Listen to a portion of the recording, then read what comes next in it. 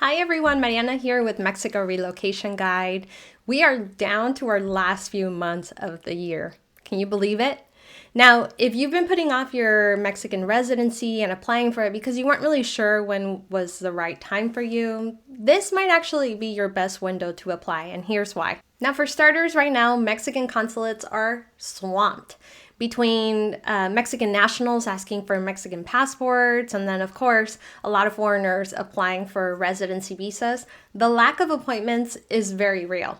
But don't let that discourage you. Plenty of people are still finding consulate appointments with the right planning, maybe by being flexible, or maybe even doing what's called consulate shopping.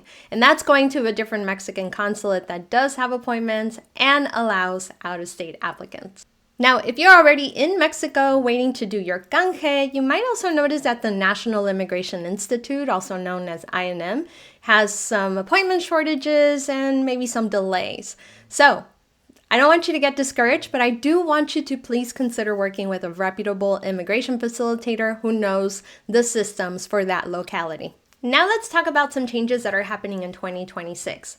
Now, the first one is in regards to economic solvency. You might have heard that the Mexican authorities are thinking of switching the way they calculate financial solvency from minimum wage to something called UMAS.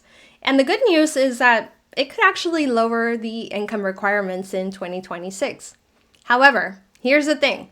We don't know when the consulates will start actually applying this. Now, if the Mexican consulates do not apply UMAS, then that means that they will apply minimum wage. And generally, minimum wage tends to go up every year significantly. Significantly enough that some of you may no longer qualify. So that's why we think you should apply for residency sooner than later, especially if you're kind of on the cusp of not being able to qualify based on your financial situation. So you can still apply in 2025 and secure your residency visa before it's too late.